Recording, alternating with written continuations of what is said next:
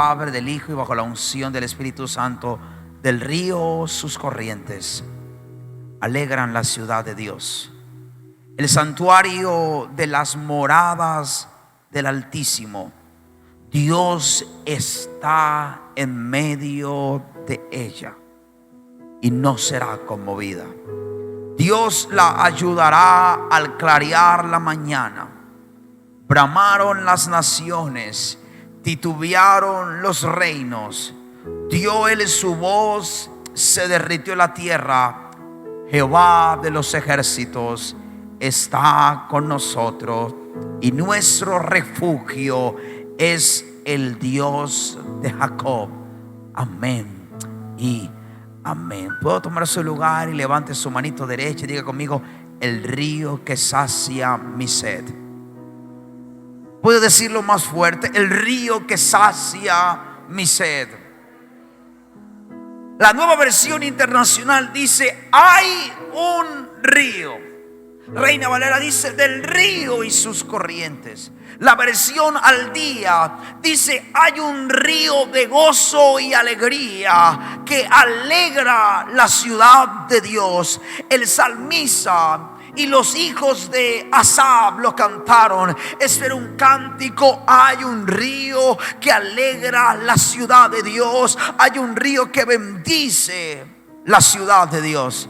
Era un cántico que los hijos de Asaf y el autor, el escritor cantaba, el salmista, empezaban a cantar y se convirtió en un cántico de esperanza. Pero en Salmo capítulo 65, el verso 9, para ser más exacto, dice: visitas la tierra y la riegas. Diga conmigo: yo soy esa tierra. En gran manera la enriqueces con el río de Dios. Lleno de aguas, preparas el grano de ellos, y cuando así la dispones, hacen que se empapen sus surcos, y haces descender sus canales. La ablandas con lluvia, bendices sus renuevos.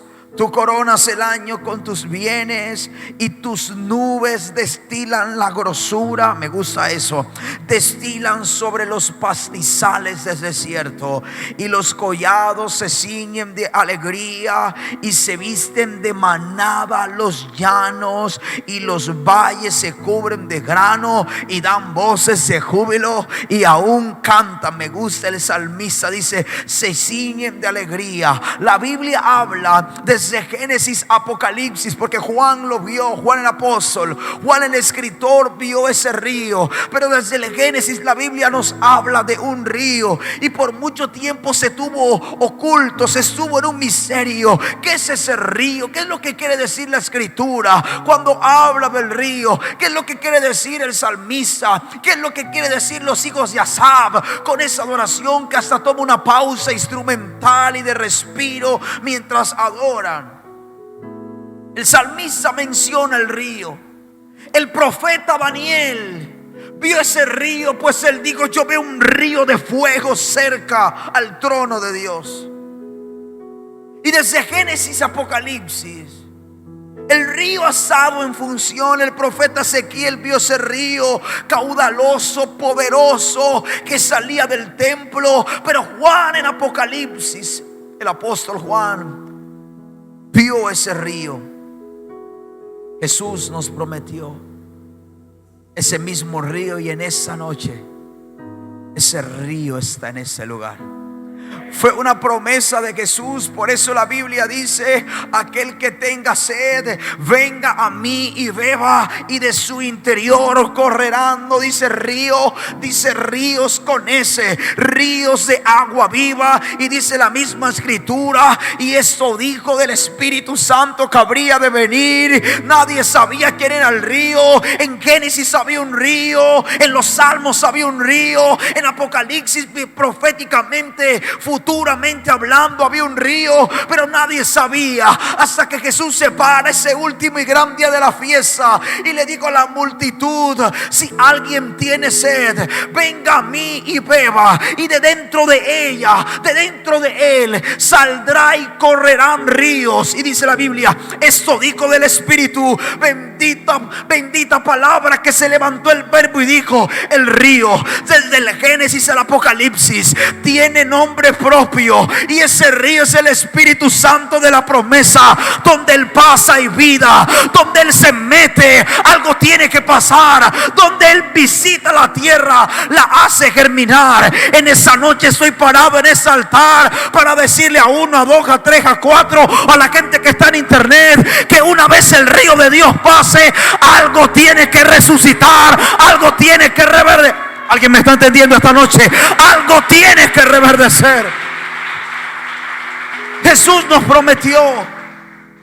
Por eso ese salmo famoso dice: Jehová es mi pastor, en lugares de delicados pasos y junto a aguas me pastoreará. Esa palabra agua de reposo en el griego, en original, se describe como ríos, ríos de reposo. El plan en todo pueblito donde hay un río es irse a pasear, a descansar al río. Es un plan relax, para que la familia descanse, para que los hijos se disfruten, para que el esposo y la esposa estén en descanso. Lo que está hablando la Escritura es una palabra profética segura para ti. Yo no quiero ser pastoreados en el desierto ni en pedregales. Yo no quiero ser pastoreado entre espinos. Yo quiero ser pastoreado junto al río de Dios. ¿Alguien me está aquí entendiendo? Por eso Ezequiel, en el capítulo 47, si puede acompañarme, él habla de ese río en el verso 1. Ezequiel capítulo 47 lo dice de una manera más natural y dice: me hizo volver luego a la entrada de la casa, y aquí aguas que salían del debajo del umbral de la casa hacia el oriente, porque la fachada de la casa estaba al oriente, y las aguas descendían de debajo hacia el lado derecho de la casa, al sur del altar. Y me sacó por el camino a la puerta del norte, y me hizo dar la vuelta por el camino exterior, fuera de la puerta, al camino que mira al oriente. Y vi que las aguas salían del lado derecho. Y salió el varón hacia el oriente llevando un cordel en su mano, y midió 1000 codos y me hizo pasar por las aguas hasta los tobillos. Pero midió otros 1000 codos y me hizo pasar por las aguas hasta la rodilla. Pero luego midió otros 1000 y me hizo pasar por las aguas hasta los lomos. Me midió otros 1000 y ya era un que no podía pasar, porque las aguas habían crecido de manera que el río no se podía pasar sino a nado. Y me dijo: ¿has visto, hijo de hombre? Y después me llevó y me hizo volver por la ribera del río. Y volviendo yo vi que en la ribera del río había muchísimos árboles a uno y a otro lado. Y me dijo: estas aguas salen a la región del norte y luego van a descender o a terminar al Arabá, y entrarán en el mar, y entradas en el mar recibirán sanidad las aguas. Y toda alma viviente, dice el profeta, y toda alma viviente que nadare por donde quiera que entraren estos dos ríos, vivirán. Y dice la Biblia: y habrá muchísimos peces por haber entrado allí estas aguas, y recibirán sanidad, y vivirá todo el que entrare en ese río. Y junto a él estarán los pescadores desde En-Gadí hasta En-Eglaim, y será su tendedero de redes, y por sus especies serán los peces tan numerosos como los peces del mar grande y del mar Mediterráneo. Sus pantanos y sus lagunas no se sanearán, sino que quedarán para salinas. Pero junto al río, en la ribera, a uno y a otro lado, crecerán toda clase de árboles frutales, y sus hojas nunca caerán, ni faltará su fruto, a su tiempo madurará, porque las aguas que salen del santuario y su fruto será para comer y su hoja para medicina. Lo que el profeta está diciendo es que todo lo muerto, todo lo que el río vea muerto, solo al pasar el río vivirá. Eso es una palabra literal profética, pero yo vengo a declarar que todo lo que por un tiempo, una temporada estuvo muerto en tu vida, al tener contacto con el río de Dios, va a reverdecer, va a revivir, va a renacer. ¿Alguien me está entendiendo? Entonces, que estoy diciendo que el matrimonio va a resucitar, que las finanzas van a resucitar, porque donde quiera que pase el río hay vida. Por eso desde el capítulo 40 Ezequiel empieza a hablar de la casa de Dios y da medidas exactas.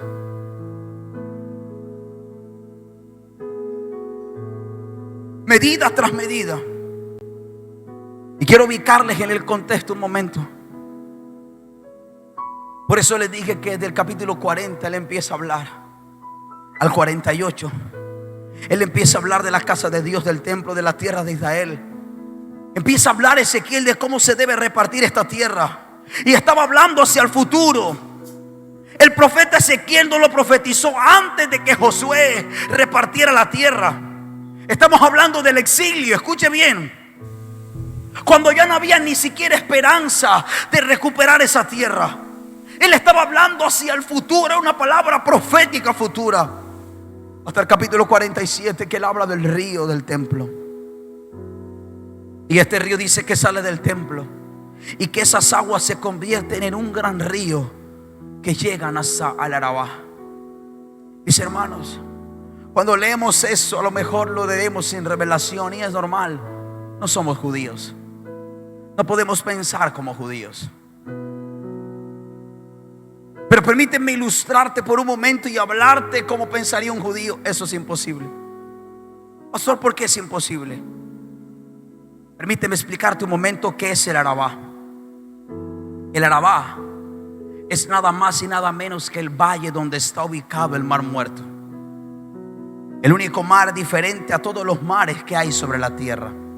Son más de 800 kilómetros cuadrados de un mar que está a 400 metros debajo del nivel del mar. Él no tiene salida, él no recibe agua, solo una poca agua que viene del Jordán y de algunas 2 o 3 fuentes pequeñas que se unen al Jordán. Agua fresca, agua buena, agua viva. Pero llegan a un lugar donde no hay vida y nada sale. El agua que se evapora del Jordán, dicen los científicos que el Jordán baja 1 metro por año. Que el Mar Muerto baja 1 metro por año, perdón. Y se ven las marcas como escalones en una parte al oriente del Mar Muerto. Por años se ve que va secándose. Pastor, ¿y cómo se seca? Se evapora por las fuertes temperaturas. Es la única manera que el agua salga. Por la temperatura alta que no tiene salida. Y esa una imagen del Mar Muerto. Así que la única forma de que esa agua salga diariamente es por la evaporación. Y tiene altos, pero altos niveles de minerales y sales a un 25% mayor. En pocas palabras, es imposible que haya vida dentro de ese mar y a su alrededor. Es un desierto el Mar Muerto. Por años y siglos ha estado desierto. Y la profecía de Ezequiel se está cumpliendo ante nuestros ojos. Si me ayuda a televisión, hay una noticia que salió en el 2020, en el 2019. Se cumple la profecía de Ezequiel. Todas las flores que usted ve alrededor, se supone que el Mar Muerto y sus alrededores no tiene vida. Pero ante nuestros ojos hay una palabra profética que se está cumpliendo. Y de repente empezó a salir vegetación, empezaron a salir flores. Yo no sé si me ayudan con... Hay una fotografía de unas flores que se ven hermosas en el Mar Muerto. Alguien tiene que explicarle a alguien. Alguien tiene que explicarle a un científico. Eso no es que la tierra se sanó, es el cumplimiento de una palabra. Pero yo no quiero hablarte de un territorio llamado Arabá. Yo no quiero hablarte del Mar Muerto. Yo vine a hablar de tu tierra, yo vine a hablarte de tu vida. El Espíritu Santo es ese río, y donde Él entra, todo tiene que reverdecer. Yo vine a declarar desde este altar esta misma noche: si el Rúa de Dios entra en la casa, algo en casa tiene que reverdecer. Si el Rúa de Dios entra en la familia, algo en la familia tiene que reverdecer. Esa es una palabra profética que se está cumpliendo literal. Pero escuche, por favor, yo no vine a hablar del lugar geográfico, yo vine a hablar del lugar espiritual, de la tierra espiritual que eres tú. Hay otra noticia que salió hace un par de años. Científicos se metieron a bucear en el Mar Muerto y encontraron microorganismos vivos. ¿Cómo es eso? Cartagena dice que nuestra ciudad se ubicaba sobre el nivel del mar, pero cuando hay fuertes vientos, el mar se sale de su cauce. La bahía principal se desborda cuando hay fuertes lluvias. Donde está ubicado el camellón de los mártires y la bodeguita y todo lo que usted conoce como sitio turístico, desaparece la carretera y se une con la bahía. Si pasa por el malecón, las piedras se salen, las olas se salen. Hay vida. Pero le estoy hablando de un monte que queda 400 metros debajo del nivel del mar. Es un sitio turístico, por tanto la gente va a hacer turismo. Puedes, sin tener un flotador, sin saber nadar, quedarte en la superficie leyendo el periódico, viendo la noticia, mirando el WhatsApp, porque es imposible por la densidad que te hundas. Así que es un lugar muy turístico. Pero la profecía de Ezequiel, además de ser una profecía, para un judío no es una profecía, eso es un milagro. Mis hermanos, porque usted lo ve y lo dice, se ve bonito lo que explica el profeta, pero cuando usted lee con entendimiento dice: eso no es solo una profecía, es un milagro y es una locura. Nosotros aquí en Cartagena tenemos un problema ahí en la bahía, en Castillo. Sí sabes, ¿verdad? Que cuando se cierra la boca, entonces los peces que están ahí quedan sin oxígeno y se empiezan a pudrir y a descomponer los peces, y el olor putrefacto en todo Castillo, y los habitantes no pueden. Entonces el gobierno de turno presta, alquila una máquina que draga un poco y luego mete el agua del mar y oxigena un poco esa boca que está ahí cerrada, pero cuando tienen que devolver la caterpillar esa que usa, entonces otra vez se cierra. Es como si te dijeran a ti: va a venir un viento y va a traer agua, y ese problema tú dices: uy, eso es como imposible. Y ahora eso no es tan grave. A nivel geográfico, para que usted me entienda, para que agua buena o agua de vida llegue al Mar Muerto, tienen que atravesar una montaña. O sea, sin destruir la montaña. ¿Usted me está entendiendo? Tendrían que hacerle una cesárea, un monte, para que el agua saliera por allí. ¿Y cómo le dices a esa agua: por favor, pasa suave y no te lleves del monte? Eso es un imposible ante los ojos de un judío. Y se está cumpliendo ante nuestros ojos. El Mar Muerto está recibiendo vida, y al lado, de lado y lado, están saliendo árboles, están saliendo flores. Si me regalan televisión, esa imagen de esas flores en el Mar Muerto, cuando vi esa imagen, si tú me dices, si tú no sabes, tú piensas que ese es el Monte Carmelo, obviando el mar que se ve al fondo. El Monte Carmelo, donde está la rosa de Sarón. Tú dices, ese debe ser un lugar lindo. Nadie se imagina que hay muertos a su alrededor. Nadie se imagina que no hay vida. Se está cumpliendo una palabra profética ante nuestros ojos. Se está cumpliendo una palabra profética ante nuestros propios ojos. El cielo está cumpliendo lo que decretó. Pero yo creo que Ezequiel no solo estaba viendo el Mar Muerto, el Arabá. Él profetizó para este tiempo tu vida y la mía. Todo lo que por un tiempo estuvo muerto, no estaba tan muerto como pensamos. Solo estaba esperando que el río de Dios empezara a soplar, a fluir. Solo estaba esperando, esos muertos, solo estaba esperando que el río empezara a mojar la tierra, y entonces que esta tierra iba a empezar a producir. Yo vine a declarar esa noche: si hay alguien que tiene algo muerto y se determina a entrar a aguas profundas con el Espíritu, todo lo que había estado muerto por años, por meses, por días, por una temporada, empezará a vivir. Tú eres el Arabá de Dios. Tú eres, escúcheme bien, tú eres lo muerto que Dios quiere resucitar en este tiempo. Ahora que nosotros pudiéramos entenderlos, el profeta tenía una visión y dice que del trono salía el río del templo y llegaba al mar muerto. Y ese mar adquirió vida y había peces de todos los colores, de todos los tamaños. Y los pescadores a lo mejor venían del mar Mediterráneo, y al lado del mar árboles frutales, y su hoja era para medicina. Yo me imagino eso. Así que esa visión era un milagro, que debajo del templo salía un río. Es como si de aquí debajo saliera un río. Entonces, eso es una locura. Y yo creo que esa profecía fue un misterio para muchos, hasta que Jesús se levanta y aclara la profecía y dice: aquel que tenga sed, venga a mí, beba, y de su interior correrán ríos de agua viva. Y dice el Espíritu, eso dijo del Espíritu que habría de venir.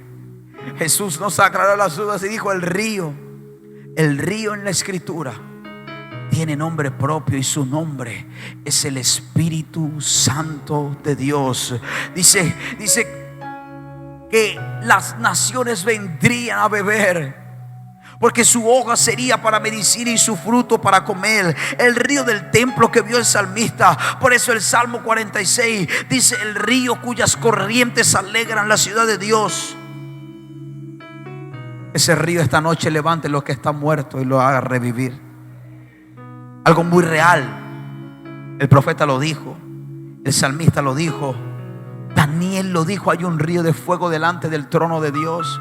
Juan en Apocalipsis lo dijo: yo veo un río que está en medio de la ciudad de Dios, la nueva Jerusalén. Yo veo un río, que hay vida en ese río.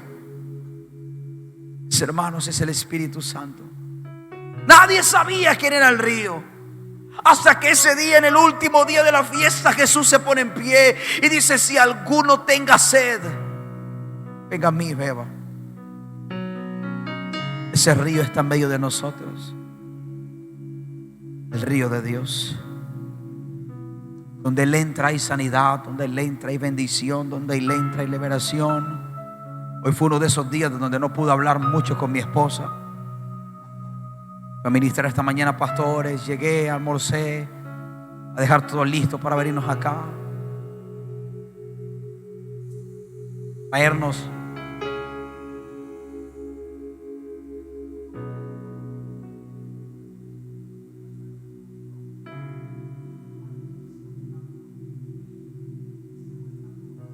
No pude hablar bien con ella.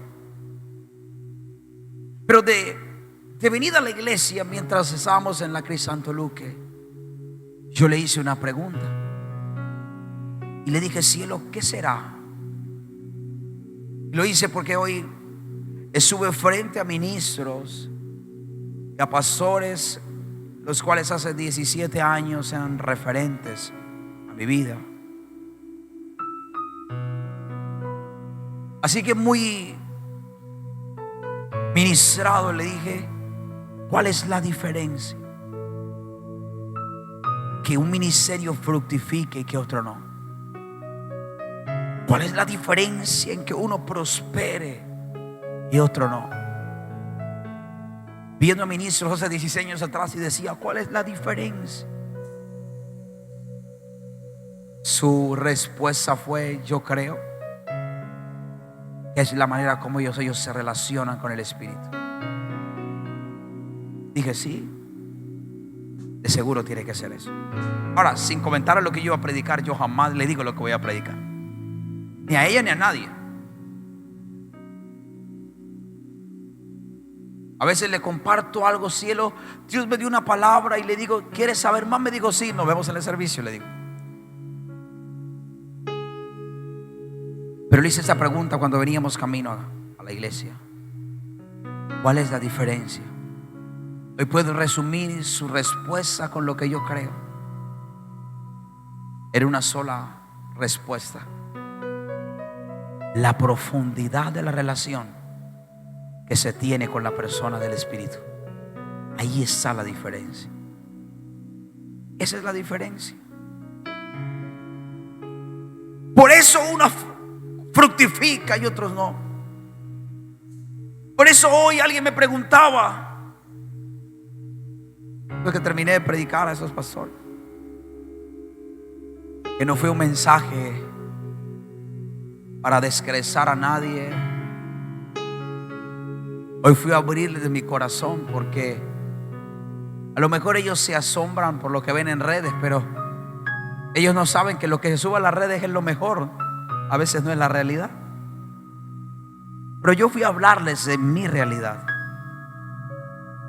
porque mucha gente puede ver los frutos de un llamado, pero a nadie le gusta hablar de los dolores del llamado. Así que les abrí mi corazón, porque gracias al Padre llega un momento donde tú maduras. Y creo que he madurado tanto que ya no estoy en el plan de impresionar a nadie. Hace años atrás luchaba con verme un poquito mayor, entonces me ponía saco, corbata. Todavía me los pongo, me gustan, no tengo líos con eso. Pero antes lo hacía con la intención de parecer un poco más grande, porque yo parecía un niño predicador. Pero ya no estoy en ese plan de traer una super, hiper, mega, recontra, archi revelación que los pastores digan: wow, qué revelación. No. Hoy les hablé de mi corazón. Empecé a ver los pastores tocados, ministrados, llorando. Les quité una que otra mentira que la religión nos ha dicho. Y les dije: ¿ustedes recuerdan cuando Moisés estaba hablando con Dios y el Señor les dio la ley, el Pentateuco, los 10 mandamientos? El dedo de Dios escribió la ley. El dedo de Dios en la Biblia es el Espíritu Santo. 40 días tardó. Yo le pregunté a los pastores: ¿ustedes pensaron que Dios no sabía lo que estaba pasando con Israel? Que se habían hecho un Dios con todo el oro que trajeron de Egipto, y dijeron: ese fue el Dios que nos sacó y nos libró de las pesadas cargas de Egipto. ¿Ustedes creen que Dios no sabía? Dios sí sabía. ¿Y por qué demoró tanto a Moisés 40 días? Solamente para escribir unos 10 puntitos que un niño que está recién aprendiendo a escribir puede escribir en 20 minutos. ¿Por qué lo demoró tanto? Porque aunque Dios sabía que el pueblo se estaba perdiendo, para Dios era más importante Moisés. Y yo les abrí mi corazón y que con lágrimas les dije: por mucho tiempo yo me sentí usado. Escucha esto, Pastor Eduardo. Por mucho tiempo yo me sentí usado, y en parte abusado por Dios y por los hombres de Dios, que solo quieren tu don, lo que tú tienes, y chao. Así que yo un día me puse a meditar y dije: Señor, yo creo que tú me bendices, que es porque yo te sirvo y cuido de tus hijos. Si yo decidiera nunca más servirte y nunca más ser un pastor, yo creo que tú dejarías de bendecirme como lo haces. Les digo la verdad, por muchos años yo pensé que Dios me bendecía por lo que yo hacía. Entonces que el Señor me dijo, en ese conflicto de hace años atrás, me dijo: ¿y por qué fulano de tal, que también me sirve como tú, no está tan bendecido como tú? Entonces no se trata de que yo bendigo a quien me sirva. Eso no se trata. Y con esta palabra de Moisés, Dios sanó mi corazón, porque yo estaba totalmente seguro que la razón por la que Dios me daba cosas, me bendecía o le convenía usarme, era porque yo cuidaba de sus hijos. Hasta que entendí que nada de lo que hace lo hace porque yo hago lo que hago, lo hace porque Él me amó con amor eterno. Y entendí en esa palabra que la razón por la que Dios se quedó con Moisés, aún sabiendo todo el lío que estaba pasando, es porque dijo: no importa lo que esté pasando con el pueblo, si mi hijo está conectado conmigo, apenas baje el asunto del lío del pueblo, lo vamos a arreglar. Pero si mi hijo no está bien conmigo, ¿qué va a sanar abajo? Si mi hijo no está lleno de mí, ¿a quién va a alimentar abajo? Porque Dios sabía que todo un pueblo se estaba perdiendo. Prefirió quedarse con Moisés porque Moisés es importante. Ver a esos pastores llorando mientras les compartía lo siguiente, creo que trajo nuevamente sanidad a mi corazón. La religión me enseñó que lo más importante son las almas, y eso es verdad. Y yo le pregunto a los pastores: ¿desde cuándo tú y yo dejamos de ser un alma para convertirnos en superestrellas? Y entonces yo he creído que lo más importante es la gente, pero ya no soy yo importante. Si la gente supiera que somos tan necesitados de Dios como cualquiera que viene a recibir una palabra. Lo que pasa es que nuestro ego no nos deja decirlo. Hoy fue una de esas mañanas, no puedo hablar muy bien con mi esposa. Te aseguro que esta noche, antes de acostarnos, voy a contarle todo lo que sentí mientras ministraba. Ver a tantos ministros que hace 16 años eran un referente, y verlos igual, mi corazón se quebrantó. Yo le pregunté: dime cuál es la diferencia, qué es lo que pasa, por qué algo sí funciona aquí, pero ¿por qué algo no le funciona allá?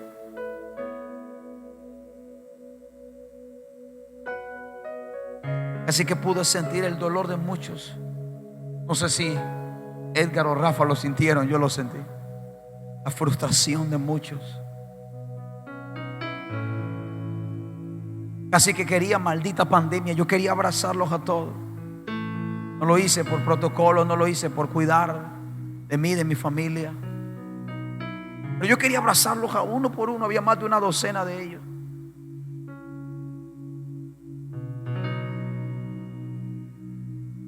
Entonces yo no me paré ahí como el superhéroe que tenía algo que darles. Yo quise hablar de mis tristezas, de mis frustraciones, y les conté aquella parte oscura donde yo quise renunciar al ministerio. Repito, porque ya yo no estoy en plan de deslumbrar a nadie con una revelación. Mi única intención es ver gente que se levanta. Cuando tú maduras, te das cuenta que ya no quieres andar en la calle, quieres estar en tu casa. Y para ti el mejor plan ahora no es irte a pasear, es quedarte con tu casa, en tu casa con tus hijos, tu esposa, viendo una peli. Qué mejor parche. Cuando eso lo experimentes, te aseguro que te estás poniendo viejo. Te lo hablo con autoridad y con propiedad. Me estoy poniendo viejo. Cuando ya tú llegas a una edad de madurez, ya tú no haces nada para impresionar a nadie. Yo les dije: yo quiero que se olviden que yo no vengo aquí porque tengo algo que darles. Vengo aquí porque la misericordia de Dios y gracia de Dios vio algo que yo podía bendecirles, no porque yo estoy en una mayor posición que ustedes. Puedo quedar sentado escuchando a cualquiera de ustedes, que seguro tiene cosas más interesantes que decir. Pero estoy aquí por su gracia. Yo no vine a decirles: aquí estoy yo, el súper. Les hablé de mis fracasos, les hablé de mis frustraciones. Porque la mayoría de las veces que viene un predicador a bendecirte, el predicador se pone por allá y tú te sientes miserable, pecador, diciendo: yo nunca voy a hacer eso. Yo nunca voy a llegar a ese nivel. Yo nunca voy a llegar a tener la intimidad que él tiene. Porque nadie te habla de los fracasos. Solo queremos lucir nuestros éxitos. Pero déjame decirte algo. En ese territorio donde ha tenido fracaso, el río de Dios quiere entrar. Y cuando el río de Dios entra, todos los que estaban muertos resucitan. Oye, este precioso pastor que una vez le hablé a mi esposa en un congreso de ciudad, yo estaba ministrando. Mi esposa lo conoció ese día, pude honrarlo porque lo vi dentro de la multitud. Estaba tan lejos, le dije: póngame a este pastor aquí cerca, yo quiero tenerlo cerca. Es un general de Dios. Nunca levanta su voz, es tan pasivo al hablar. Esta tarde vino antes de irnos con una ofrenda. Pastores, yo le dije: ¿sabe? No me dejan mentir, Edgar, que estaba conmigo, o Rafa. Le dije: ya yo fui honrado, le dije. Su invitación es una honra. Yo no vine por dinero, le dije. Yo voy a firmar el recibo que me estás dando, pero quiero sembrarlo a casa. Yo no vine por unas monedas. Ya ustedes me honraron, me dijo. El hecho de tenerme aquí esta mañana es una honra.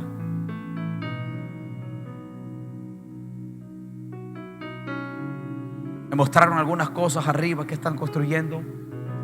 Antes de venirme, mis hijos me escucharon decir: me voy de aquí creyendo que llegó el tiempo en que la tierra te va a empezar a producir todo lo que has sembrado con tanto amor, con tanto desinterés. Y me vine con el corazón grande, pero a la vez pequeño.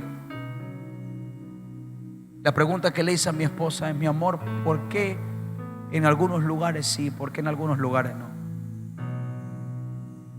¿Qué tú crees? Su respuesta, cuando iba dando la vuelta por el rompoide de la esquina, me dijo: yo creo que es la relación, la visión que ellos tienen del Espíritu. Dije, a lo mejor tenga razón. Cuando ella dijo eso, yo no le respondí más nada, pero algo se me abrió dentro de mí. Y durante muchos años recorrí todo este país, de punta a punta. Yo no creo que haya una ciudad de Colombia que yo no conozca, y fuera de Colombia también. Pero voy a hablar de mi país, hablando de esta relación. Y le dije: Señor, tú sabes que no quiero, tú sabes que no me gusta, tú sabes que ya he madurado, ya he crecido, y yo no estoy en plan viajero, en plan misionero, en plan evangelista. Tengo una esposa, tengo 2 hijos y quiero tener otro bebé, no otra esposa. Voy a aclarar porque quiero tener otro bebé. Pero Dios habló 3 y yo quiero ser obediente, que antes no quería. Hace 9 meses atrás yo le dije al Señor: así peleemos, no va a tener más bebé. Dando nuestro bebé en UCI, le dije a mi esposa: así me tenga que pelear con Dios en el cielo, no hay más bebés aquí, nos quedamos con estos 2. Ella con los ojos hinchados, lágrimas en sus ojos que le salían solas sin necesidad de hacerle nada, porque Benjamín estaba en UCI. Ella solo me hacía con la cabeza que sí, que no más hijos. 15 minutos más tarde llega una palabra profética a mi celular, y una mujer profeta que me dice: apóstol, sé que es muy temprano para decirte lo que te voy a decir, pero Dios me acaba de hablar que te diga que la pastora no va a tardar muchos años en embarazarse. Viene una niña. Yo casi reviento el celular. Le digo a mi esposa: ¿está viendo lo que me está diciendo Dios? Como para decirme en mi cara: yo siempre gano. Pasaron algunos meses y ya dije: está bien, cielo, vamos a ser obedientes. Pero todavía no, le dije. Todavía no. Porque usted sabe, no te lo tengo que contar el proceso de nuestros hijos, pero tendré que decirte: Dios siempre gana. Por muy cabezadura que tú y yo queramos ser, Él siempre va a ganar. Él no ha perdido una ni la va a perder. Y Él no te va a dejar, escúcheme bien, ni te va a soltar hasta que haya cumplido su propósito contigo. Bajo legalidad, bajo diseño. Me parece curioso que las 2 últimas clases de mi doctorado, no sé si es Dios hablando o el diablo hablando, me atrevo a decir que es la primera. Es Dios confirmando todo lo que ha hablado en el altar. Legalidad, diseño, fidelidad, lealtad, lo que usted sabe que hemos compartido en las últimas semanas en Semana Santa. Como si Dios estuviera tratando de anunciarnos algo. Pero creo firmemente, iglesia preciosa, la pregunta que me hicieron hoy: ¿cómo vivo dentro de esa relación? Le dije: la única manera de vivir dentro de esa relación es con sed del Espíritu. ¿Cuántos alguna vez han entrado a un río normal, común y silvestre? Levánteme la mano. ¿Cómo tú entras? En vestido de baño, qué sé yo, en pantaloneta, en ropa de baño, en licra. Esa es la manera. No creo que tú hayas entrado con saco y corbata al río. Es la ropa adecuada. La ropa adecuada para entrar a este río, que es diferente a todos los demás ríos. La ropa adecuada es sed del Espíritu. No podemos entrar a ese río si no tenemos sed de la gloria de Dios. ¿Cómo se entra? Con sed. En ese río se vive, se camina, se anda de una manera diferente. No es como cualquier río que tú vas para conocerlo por curiosidad, para ver cómo es. En ese río tú tienes que ceder. Una sola vez tuve la oportunidad y el privilegio de entrar a uno. Y hay una característica: si tú te descuidas, la corriente te va alejando. Tienes que ser muy cuidadoso con el río. Tienes que resistirte a la corriente. Pero en ese río tienes que ceder a la corriente, porque te va a llevar a un lugar seguro. Es muy diferente entrar al río de Dios que a un río natural. Diga conmigo: con sed, no hay otra forma. Y número 2 es pidiéndolo con hambre. Jesús le dijo a la samaritana: si tú me pidieras a mí, yo te diera un agua que tú nunca tendrás que volver a este pozo a buscar agua. Y te aseguro que de tu interior correrán ríos de agua viva. Pero el Señor dijo: si vosotros, siendo malos o naturales, sabéis dar buenas dádivas a vuestros hijos, cuánto más el Padre dará el Espíritu Santo a quienes se lo piden. Pidiéndolo. ¿Sabían ustedes que en ese río se vive con abundancia? Por eso en el Salmo 47 dice que hay multitud de peces. Por eso el Salmo 65 dice: visitas la tierra y la riegas y la enriqueces en gran manera con el río de Dios. Por eso dice: llenas de agua y preparas el grano de ellos. Donde hay sed, algo tiene que pasar. Escúchame bien esto: nada puede pasar con un pueblo indiferente. Ahora mi pregunta, y cierro con eso: ¿por qué ante semejante río tú decidiste vivir seco? ¿Por qué con semejante río viviendo dentro de ti? Jesús dijo: esto es el Espíritu Santo. Eso lo anunció del Espíritu que habría de venir. ¿Por qué con el Espíritu Santo dentro y todavía hay una iglesia que vive en sequía? ¿Por qué con el Espíritu Santo dentro y hay áreas secas en tu vida? No es porque el río no quiere pasar sobre tu tierra, es porque tú no te has metido en ese río. Esa es la noche. Tengo una demanda del Padre esta noche: meter a la iglesia en el río de Dios. Si usted está listo para entrar a ese río, colóquese de pie.